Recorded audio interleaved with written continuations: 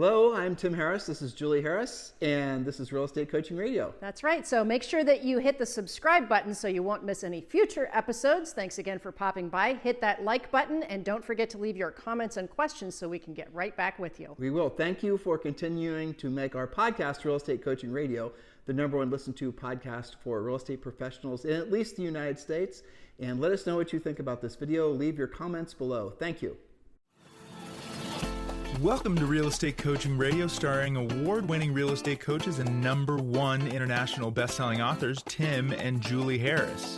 This is the #1 daily radio show for realtors looking for a no BS, authentic, real-time coaching experience.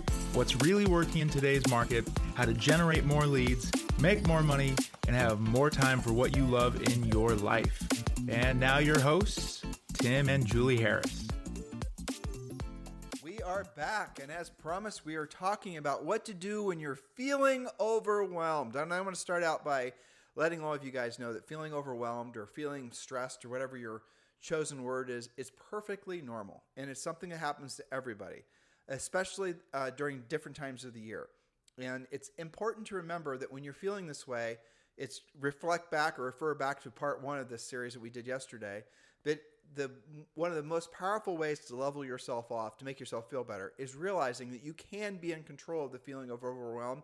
And generally speaking, that feeling of overwhelmed, when you're introspective about it, when you actually look at it for what it is, you're going to realize really it's a voluntary feeling, and you can now choose to feel back in control. We talked a lot about how to do that on yesterday's show, and we're going to be drilling down more on that. And we're making it, as always, practical and tactical, and keeping this focus primarily on generating real estate sales. But just I want to let you also, a secondary sub point I was thinking about in preparing for today's show is we're entering really any time of year you can have moments of feeling overwhelmed or stressed. On our video that Julie and I put up this morning on TikTok and on YouTube, we talked briefly about when you have too many transactions. Well, you can feel the same way when you have too few transactions, but also during the holidays. Holidays are a very stressful time for a lot of people. And if you enter into the holidays having sort of unrealistic expectations, a lot of times you're going to definitely stress yourself out. Matter of fact, it's fascinating when you guys do, if you chose to do any homework on this, most people experience more stress during the holidays than they do during their normal lives, which is kind of fascinating. That's true. And a lot of studies have also proven that most heart attacks happen on a Monday. Yep. So there are things that you can watch out for. And I have to add to this too, that feelings of overwhelm also change as your career trajectory changes, as your age changes, your hormones change, your relationships, all kinds of things can affect this. So for example, if you are a newer agent and this is the first time that you've had 2 transactions pending at the same time with all different deadlines, inspections, appraisals, and negotiations, well, maybe you're feeling overwhelmed. And then we have other iterations of that where it's maybe the first time you've had 10 active listings at the same time. The feelings are the same. It's how you deal with them. Well, Julie just said something that's really important. And I want to just take a half step back, and we're not going to make this podcast about anything that's not practical and tactical, but what she said was so flipping important. I hope you guys understood it. She mentioned hormones. She mentioned age. She mentioned embedded in that would have been exercise, nutrition, things like that. It's fascinating, incredibly fascinating. The gut bacteria, for example, there's all kinds of studies that have been done that have shown essentially, and I know this sounds crazy, and frankly, I don't even know how to articulate it without sounding like a crazy person, but evidently the bacteria in your gut communicates, I know it already sounds crazy, with your actual brain. So if your guts are actually out of whack because of the fact that you're, feeling too much stress, not eating correctly, having too much alcohol or whatever, you're actually going to break down the lines of communication between essentially your physiology and your mental aptitude. It actually degrades if your gut bacterium is not in check. I know, sounds wacky, but research it yourself. And this is all breaking this new research, and who knows, 2 years from now they might decide it's quackery, but for now it's very fascinating to read and learn about how incredibly intertwined all of our bodies are. But the thing I really wanted to focus on with what Julie just said is a hormonal thing, especially as you get older. And I'll just speak to this from a personal level. I noticed personally, Julie and I have been married for 31 years. We've been in the real estate business for, 3 decades and the rest of it. And I can tell you that I look back and I can see, because, our whole careers have basically been documented in one way or another. Yep. And I can see that I was a different person in terms of how I thought about things and how I went about things. And it makes sense over years. your behaviors and how your approach to things would change. But what I didn't take into consideration was how much hormones actually had an effect on that. So as men, this is a special message for men. And Julie, if you choose to do it, you can do a special message for women. Sure. Men, if you're over really 35, mostly over 40, have your testosterone checked. Because what you're going to discover is if you're feeling lackadaisical, if you're getting fat, I mean, I sound like a commercial, and we're not selling anything here. I'm just telling you from personal There's no experience. pharmaceutical at the end of this talk. No pharmaceutical. No, special code to text. Yeah. Chances are your hormones are out of whack. And mostly with men, frankly, it's not that complicated. It's almost always going to be your testosterone. So go to do some homework on this, do a lot of research on this. And then the amazing thing is that the research has shown, because there's been enough people using testosterone for hormone replacement therapy, not for like guys, juicing at the gym to look like Arnold Schwarzenegger in the day. But these are just men trying to get their hormones back in check, because there's a range, right? It goes from, I think it's 300 to like 1,000. And, depending on when your hormone levels are in that range, really has a direct impact on the results you get in life. And I've had many, many coaching clients. I don't even know how many, not 50, but somewhere between, let's say 20 and 50, who I've given this advice to, mostly men who are in that age range I mentioned, who went and had their testosterone checked. And it's a simple blood test. It's no big deal. And if you're in many parts of the country, there's actually clinics that specialize in hormone replacement therapy for men. And like, with the exception of maybe 5 people, all of them had low testosterone. Many of them, because I suggested that they then go to their GP and have their same test redone. And again, low testosterone. And I can tell you example after example where it was usually maybe 6 months after starting hormone replacement therapy for men that their behaviors completely changed. And they went back. Some of these clients I've had for, some of them 15, 20 years as coaching clients. And they went back to feeling and acting like they were before. In other words, just by getting their hormones in balance, and it's not just testosterone, it's a couple other things, it really did change their lives. They didn't feel depressed anymore. They had energy during the day. They were able to all of a sudden start performing in different aspects of life that maybe they just thought were behind them. All of those types of things. You want to speak to that from a female perspective? Absolutely. And I think it's important to not just get tested once and assume that that's going to be your levels all the time. To do it, regularly. I've been trying to do mine every 6 months or so. And just like with men, with women, hormones can be out of whack. We all monitor ourselves every day for the obvious, like not getting enough sleep or having too much caffeine or not enough caffeine, too much alcohol, whatever the obvious things. But things that are underlying, like your different levels of things that, your body is a closed system, right? So one thing leads to the next. If your gut biomes aren't telling your brain the right thing, and then your brain's getting stressed out, and then it releases cortisol, and then that puts your hormones out of whack, you could be in a really bad loop without really realizing it. And meanwhile, you're treating yourself with more caffeine and less sleep, and it's a constant thing. So this is something really to be proactive about. And we do have a future point about taking care of your health here, but this is just scratching the surface. So, and we did a podcast, I don't know, maybe 2 years ago about sleep. We've talked about lots of studies. When you think you're depressed or you think you're tired, you're actually dehydrated. You can get all of your stuff, you have to ask for multiple panels so that you get a really good, you can't just go to your GP. You need to be more proactive. Somebody who specializes in HRT is going to know exactly how to read the panels. And you'll get a full blood panel, and they'll show you what your estradiol's level is. And I've been on hormone replacement therapy since 2014 or 13. Mm-hmm. And I'll tell you, I don't care if I tell you guys something personal. I mean, all of us have known each other for a long time, right? I remember my dad, as he got older, became very sort of disenfranchised and disassociative. Is that a word? Mm-hmm. And he was always an introvert, but he became a real introvert and started cutting himself off from everybody. And I remember always thinking, well, what the heck happened with him? What was the thing that led to it? And as I got older, I thought, and I started to learn more about this because I saw it happening in coaching clients. I saw it happening in, coaching clients that I, knew, loved, and cared about. And then I remembered back to the experience my dad had. And what ultimately triggered this whole research into HRT was one of my coaching clients. I should have told the story slightly differently before, but I'll just clean it up now. One of my coaching clients went and had his levels checked. And one of my coaching clients then went on HRT. And then it was after he started to really change the results he was getting in his business and also his personal life, he then told me he was on HRT.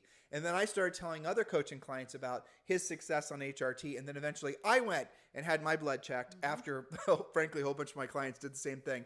And I saw the differences in them. So again, men are easier to frankly get back in check. Women are harder because, women are actually, their hormones are more complicated. But we are all blessed to be living in a time now where there are doctors that specialize in this type of thing. And it's not that expensive. So go out there and research it yourself. And if you're of a certain age and really it's over 40, the amount of, for example, in men, the amount of testosterone you have, and testosterone, by the way, is what makes a man a man. Women and men both have testosterone. Women and men both have estrogen. But what makes a man is essentially, having more testosterone than estrogen. And what happens is you get older, you make less testosterone. And then what happens is the estrogen sometimes will be more dominant than, again, not a doctor. Don't listen to me. Don't not listen to me for medical advice. I'm just an idiot podcaster. But just use this hopefully to seed you to do your own homework.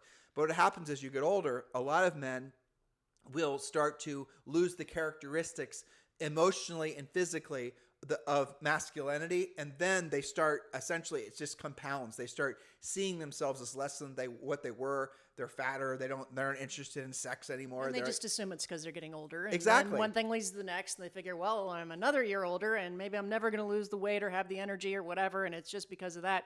It might not be because of that. And that can happen sometimes in your late 30s. And you guys know that we have, especially when we lived in Texas, Julie and I had a lot of ex-military friends, and we've had a lot of military people as coaching clients. We've had, SEALs on our podcast, the whole thing. And one of the things that it's basically early days, but one of the things they're starting to discover is a lot of the PTSD that returning, soldiers, American heroes, true American heroes, a lot of the PTSD that they're experiencing actually is as a result of some sort of head concussion. It doesn't necessarily have to come from an impact. It can come from a loud noise or whatever.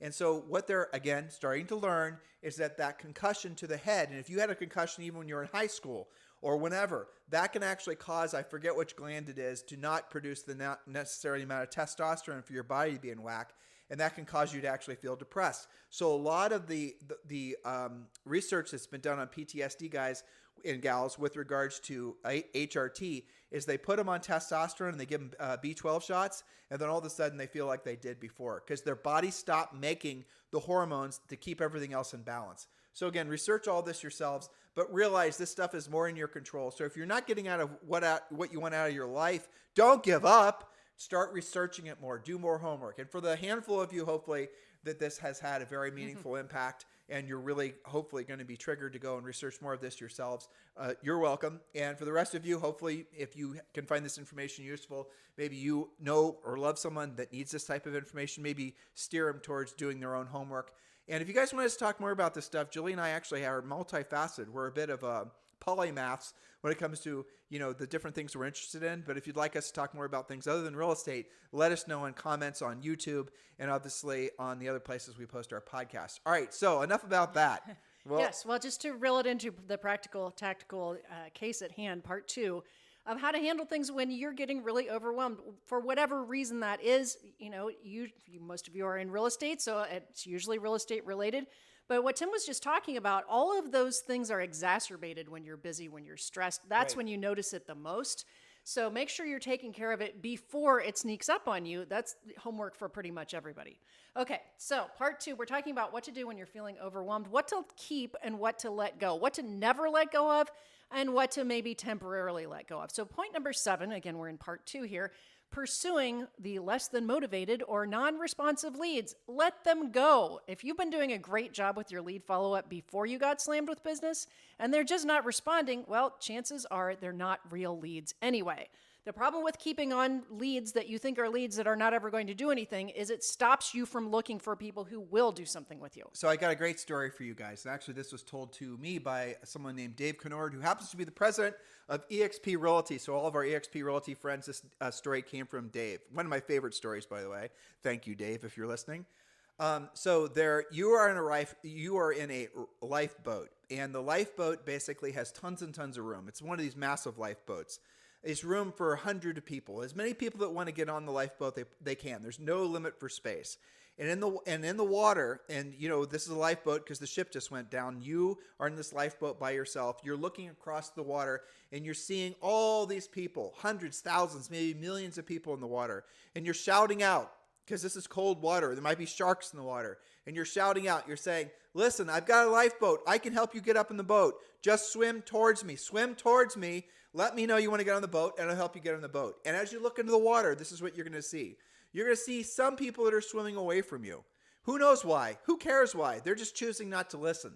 They can hear you. They're just choosing not to listen. They're going to go and discover another boat or make their own boat or look for an island, or they can swim to shore even though it's millions of miles away. Whatever. You can't help those people. They don't want to be helped. And then you notice there's people that are a little, not quite as far as away as the people that are swimming away from you, but they're people that are, midland, and they're swimming in circles. Oh my gosh, what should I do? What should I do? I'm swimming in circles. I'm indecision. What can I do? Am I supposed to swim towards, Bob in his boat that wants to save me? Or should I swim away? What should I do? Swimming in circles, swimming in circles.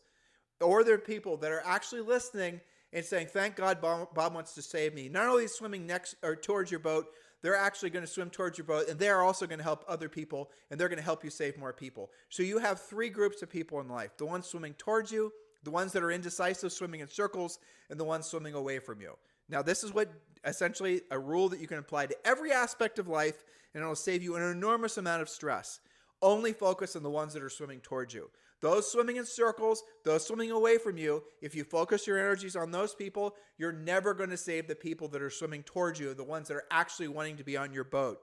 Now, when you guys invest a lot of your time, that was pretty good, right? It was. When you guys invest a lot of your time into long-term lead follow-up and drip campaigns, you're focusing on the wrong people. And you're doing that at the cost of the people that want to get into your boat now. And why are you doing it? Because it gives you a false sense of security that those long-term lead follow-up leads might someday actually manifest into closed transactions. Statistically, they do not. You're believing a lie. Point number 9. Point number 8. Okay, so your fitness and nutrition routine cannot suffer when you're busy. Change it instead of skip it. If you can't find time for your normal workout at the gym, replace it with a Saturday morning workout or a nighttime yoga class. Don't delete, just modify. You need your energy, and it's a great place also, by the way, to find new leads.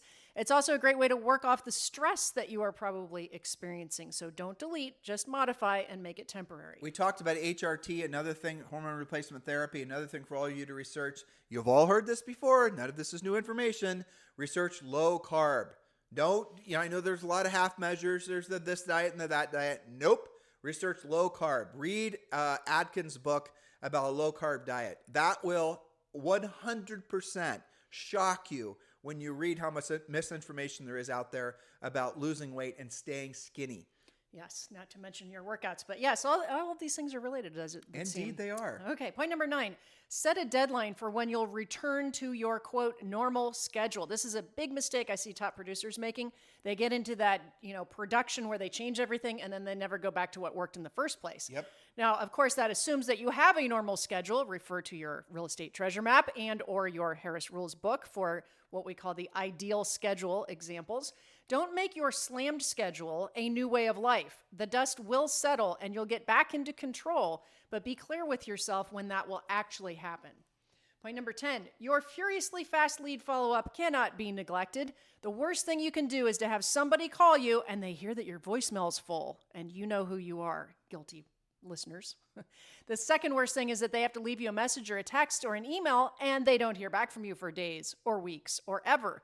Don't complain about feast and famine if you're not furiously fast on all forms of lead follow-up. Well, Julie, right there, point number 10, furiously fast lead follow-up. If you're a good proactive lead generator, if you're really good at pre-qualifying and you're really good at presenting, and know that these are all skills that anyone, even people with no sales background, can absolutely master. It's not rocket science. It doesn't have to be complicated. It doesn't require a billion-step drip campaign or some sort of big branding campaign and you dancing on TikTok. It doesn't require any of those things. If you're a good proactive lead generator, you're good at pre-qualifying. In other words, just read our scripts. Hey, there's a way to shortcut the learning curve.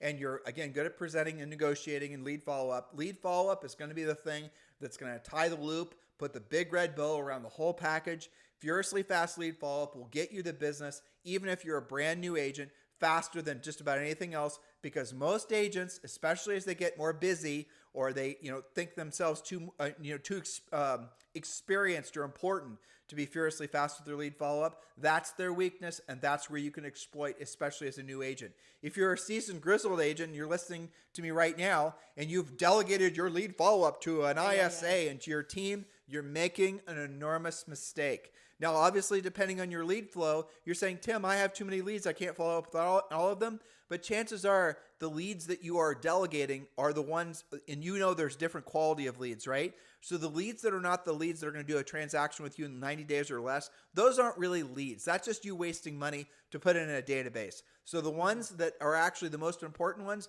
the ones that call you directly and ask about a price on a new listing, your centers of influence and past clients, all those types of things, you grizzled veteran know where the best lead sources come from. You are batshit crazy to delegate that to anyone, because what's going to happen is those people are not going to want to do business with you. They're going to choose to do business with somebody else because their feelings are going to be hurt because you thought yourself too important to actually call them back. Most importantly, give them your cell phone number. Answer the phone when they call. Don't send them to voicemail. Don't leave them in voicemail prison. Call them back urgently. That's right. And there's a lot of people that never leave voicemail. They call, and if you don't answer, you're not even going to get that voicemail. Especially so answer your phone. Well, here's a scenario, and you had this experience too from a coaching perspective. We'll have a brand new agent, and we'll give brand new agent the exact marching directions to go door knock some neighborhood where it's essentially the neighborhood's locked in by two dominant agents and has been forever. And we give that new agent who's never sold a house before instructions on what to say, how to say it when they go to knock on the door. And we even, the whole thing is basically orchestrated, but the fact is that agent feels comfortable enough to go knock on the door, letting them know about a recent sale in the neighborhood, letting them know about something, whatever's going on in the community or the marketplace or whatever. Then what happens is that seller is then going to oftentimes call the agent who they thought they had the center of influence and relationship with, their old agent, and the old agent doesn't call them back. And then what's going to happen is that new agent that just knocked on their door is going to become their new preferred agent because the seller's feeling dejected by the fact that their old agent didn't call them back. The new agent's at their door. The new agent's following up. The new agent obviously isn't lazy or complacent. The new agent actually wants their business. You guys get the difference? And by the way, if you want all these scripts, if you want to learn what to say and how to say it, we've made it very easy for you. All you've got to do is join Premier Coaching, and the best part, it's free. Text the word Premier to 47372. Text the word Premier to 47372. And it takes about 22 seconds. Hopefully you're texting that right now. Premier 47372. Time it. 22 seconds between the second you hit send and when you can become a Premier Coaching member. You get scripts, objection handlers, the real estate treasure map. You get access to a daily semi-private coaching call every weekday, and you can instantly join Premier Coaching. It is free. You have no excuses not to learn what it takes to thrive in this market. Do that urgently. If you prefer to go to the website directly and skip the line, you can. Just go to members.timandjulieharris.com, members.timandjulieharris.com. But absolutely the quickest way is for you to do it right now on your phone.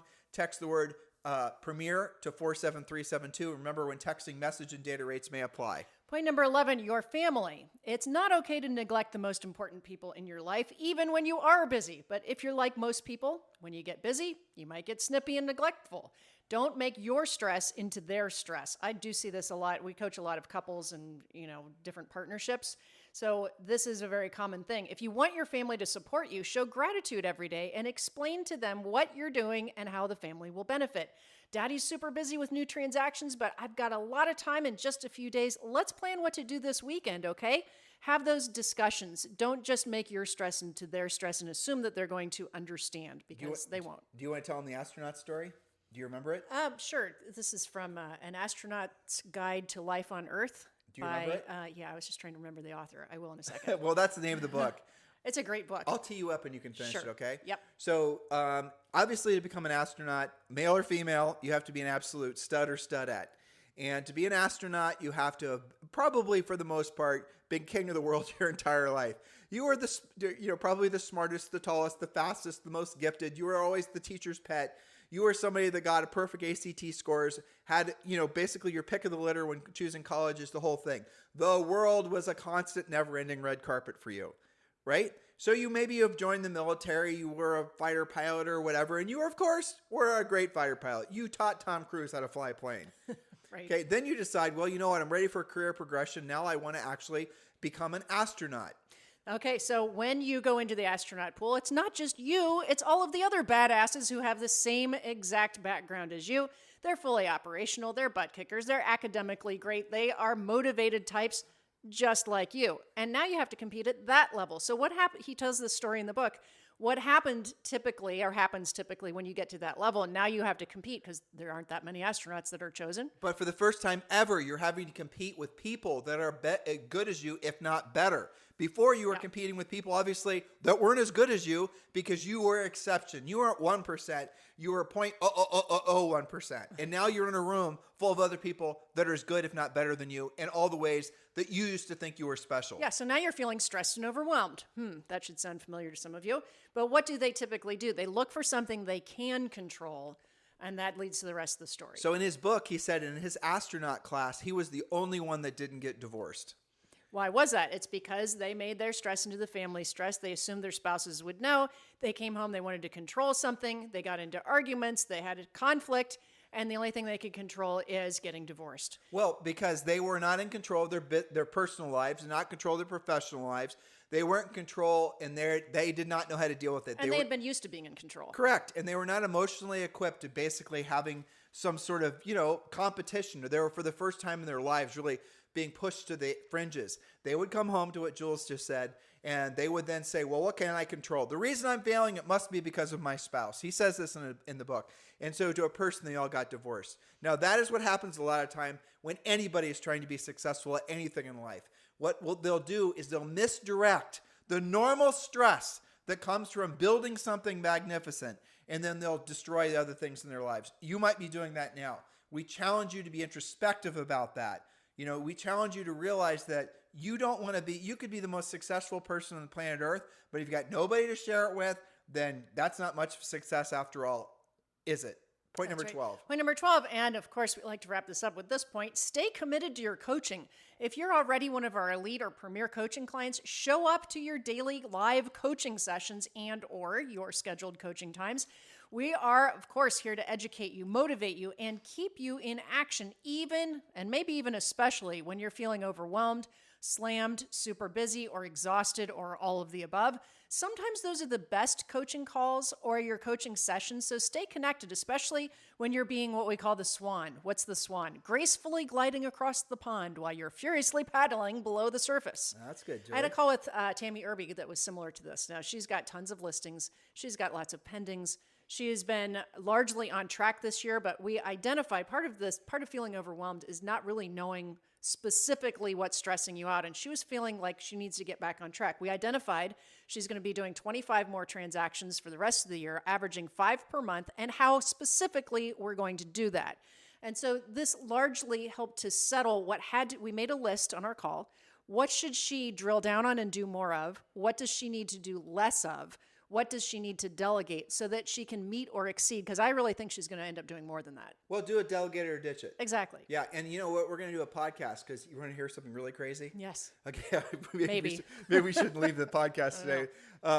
If you actually count from, the end of the year I'm back. reading your mind. You know what I'm saying? Mm-hmm. How many actual work days are there left this year? I bet you that there's less. There's certainly less than 100. Definitely less than 100. I'm going to say maybe 80 to 85, somewhere in there. So we'll do a podcast around this, but it's fascinating when you think about, like, for example, I got another 4 months or 5 months or 6 months or 10 months. It's just whenever you choose to have this thought, you're going to realize that if you take out the weekdays, the weekends where you're choosing not to work, if you take out the holidays and all the other things, the amount of actual time, number of work days that you're going to have is far fewer than you think. And then when you're really honest and you ask yourself, of the days that I'm choosing to have those be work days, how many of those days how many hours of those days am I actually productive doing what I don't want to do and I don't want to do at the highest level, things that are going to lead me to helping people and making money. Then you're dealing with, maybe, even if, like, let's say you're operating at peak physical, mental, physiological, everything's lockstep, you're maybe going to be lucky if you're able to work 3 to 4 hours at a high level every day. Most people are lucky if they work 60 minutes at a high level every single day. What does a high level mean? Proactive lead generation, pre-qualifying, presenting, doing the things that are going to put you directly in front of somebody that can sign a contract, putting yourself in a position where you're actually going to be able to make money from helping someone. That's at a high level. And if you actually calculate out how much time you spend doing other things versus the high level stuff that actually gets you paid, you'll be shocked. And you add all those things up, and it really does shine a light on why you're not progressing as fast as you want to, or progressing as fast as maybe you thought you should. It's because you're spending your time doing things that shouldn't even be in your mind in the first place. Go back and listen to the first podcast series we did on this. And remember, guys, this is our podcast. We only have you for a half hour a day. We can only really gloss over really all the things you get in Premier Coaching. If you guys like what you get on this podcast, and I know you do because this continues to be the number one listened to daily podcast for real estate agents in at least the United States, and we're working on our YouTube channel. Help us out there. But if you like the podcast, you're going to love the coaching program. The best way for you to take action on that, and remember, there's no risk. It doesn't cost you anything. It's just text the word Premier to 47372. Text the word Premier to 47372. And when you do, you can join Premier Coaching. And remember, when texting, message and data rates may apply. So, Julie Harris, what's the topic tomorrow? We're going to talk about how to be obsessed with real estate. Oh, you started that. Yes. What is Awesome. the difference between dabbling, trying out, seeing how it goes, versus being so obsessed that you are crystal clear what you're going to be successful at, how you're going to do it, what are the steps that are going to be taken, and what's the difference between somebody being obsessed versus everybody else? Well, that's fascinating too, because you can say, like, I can hear in my, listening just somebody's thoughts, one of the tens of thousands of people listening. I am obsessed with real estate. I spent 5 hours a day doing YouTube videos and all the rest of it. Nope, you're obsessed with making social media. You're not actually in the real estate business making social media.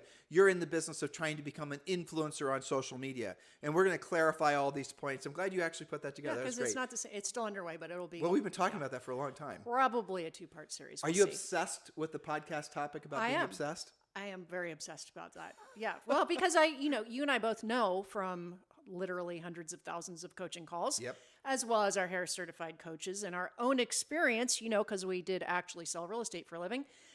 We know that there is a difference. You can tell, and this is going to be one of the points, you can tell by the language that somebody uses. You can tell by their level of energy and enthusiasm. You can tell by their decision-making tree. You can tell by their self-discipline. There's lots of different parameters. It's not just one thing. It's the combination of things. But there is a specific difference. It's easy to say, well, they just have the it factor, or it's just easier for them, or it's just natural for them. But it isn't really. Well, ultimately, you don't judge somebody by what they say. If you're trying to, everyone gets judged, so don't get triggered by the word judge, listeners. But if you're going to try to judge somebody, you don't judge them by what they say, you judge them by their results. That's right. And that ultimately is one of the things, if you're wanting to really qualify or quantify or value or, really frankly deciding who you're going to listen to or whatever, don't just listen to what they say, because words really, at the end of the day, they have power, but they don't really have the kind of power that somebody who's willing to. Imagine if Elon Musk was still sitting around talking about going to Mars versus actually building rocket ships. You guys get the point? Yeah. Thinking about getting started to someday possibly decide to study it, analyze it for a while, and do nothing. Hey, Julie, I'm Elon Musk. Wouldn't it be fun to make a car? Let's think about that. Let's for a few think about years. that for a while. You guys get the point? You judge somebody by what they do, not by what they say. And the people that actually, the most powerful people, most frankly powerful coaching clients I've ever had are the ones that, frankly, you've never heard of, but they do the most, make the most, net the most, and become the richest because of the fact that they were willing to actually talk less about what they were going to do and actually do more. And they are the ones that are changing the world. They're changing the world in the world, first of all, with their families, their communities. All sorts of amazing positive things come when you're being successful, and it comes on the other side of what you do, not on the other side of what you say you're going to do, or not on the other side of what you say you're going to do in a TikTok video or something like that. True. So we are going to be drilling down on that. It's very important, especially for the younger folks or even folks that are older. Maybe why aren't you accomplishing more that you really have the aptitude to accomplish and you have the desire to accomplish? It's because you're not taking enough actions. You're working on your mindset first. You're getting ready to get started. You're making your dream boards. All these getting ready to get started things. Guys, you can lose a lifetime getting ready to get started. Older people, you know what I'm talking about, don't you? So listen, guys, thank you for keeping this the number one listened to daily podcast for real estate professionals in at least the United States. You guys have a fantastic day. We'll talk with you on the show tomorrow. Hello, thank you for having watched this video. Please remember to subscribe to our YouTube channel. That's right, and don't forget to hit that like button, leave your comments and questions below, and we will get right back with you. Thank you for watching this video, and remember to watch the next one. You're gonna love that one.